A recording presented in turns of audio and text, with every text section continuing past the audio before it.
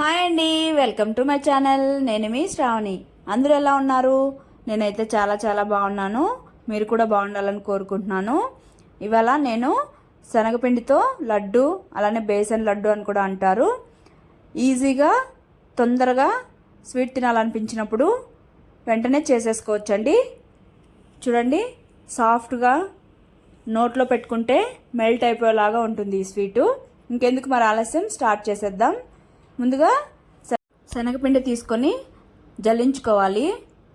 ఎంత ఫ్రెష్గా ఉన్నా కానీ ఒకసారి ఇలాగా జల్లెడ పెట్టుకుంటే ఇలా ఉండలు అనేవి లేకుండా పిండి అనేది సాఫ్ట్గా ఉంటుంది. లడ్డూలు కూడా మంచిగా సాఫ్ట్గా వస్తాయి. జల్లించుకున్న తర్వాత ఒక బౌల్ తీసుకొని 2 కప్స్ శనగపిండి తీసుకొని పక్కన పెట్టుకున్నాను. ఆ తర్వాత 2 కప్స్ శనగపిండికి 1.5 కప్ షుగర్ తీసుకున్నానండి.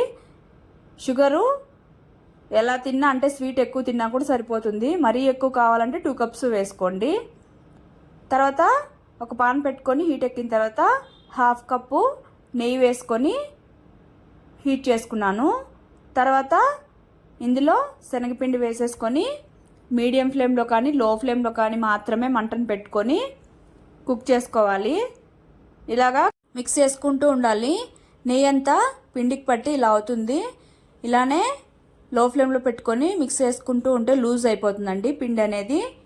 మనం మరి తర్వాత ఏమీ యాడ్ చేయాల్సిన అవసరం లేదు, నెయ్యి కానీ ఏమీ సరిపోతుంది ఇదే.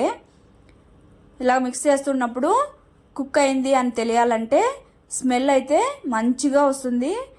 మనం క్యాష్యూ నట్స్ ఫ్రై చేసుకునేటప్పుడు వస్తుంది కదా, ఆ స్మెల్ వస్తుంది. పచ్చివాసన పోయి మంచి స్మెల్ వస్తుందండి. తర్వాత ఇక్కడ వాటర్ కూడా చెక్ చేశాను. కుక్ అయిన తర్వాత వాటర్ వేస్తే ఇలా బబుల్స్ లాగా వస్తుంది. నార్మల్గా అయితే మిక్స్ అయిపోతుంది అందులోనే. ఇక్కడ కుక్ అయిపోయిందండి. తర్వాత 1/2 కప్పు సన్నగా కట్ చేసుకున్నటువంటి గోడంబి వేసుకొని బాగా మిక్స్ చేసేసుకొని పక్కన పెట్టుకోవాలి, స్టవ్ ఆపేసి. తర్వాత షుగర్ పౌడర్ యాడ్ చేసి మొత్తం ఒకసారి ఇలాగా స్లోగా మిక్స్ చేసేసుకోవాలి. మొత్తం షుగర్ అంతా మెల్ట్ అయ్యేలోపు ఇదంతా బాగా గట్టిగా అయిపోతుందండి. చూడండి, కన్సిస్టెన్సీ ఇలా ఉంటుంది.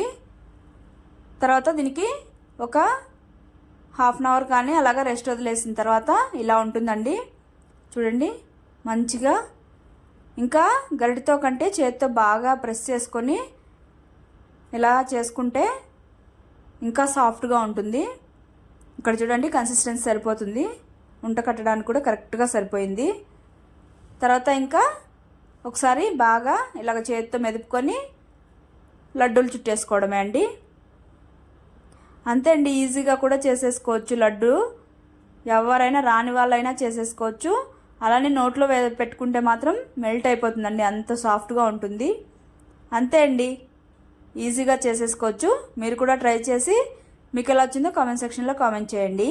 Okay, bye. Thank you.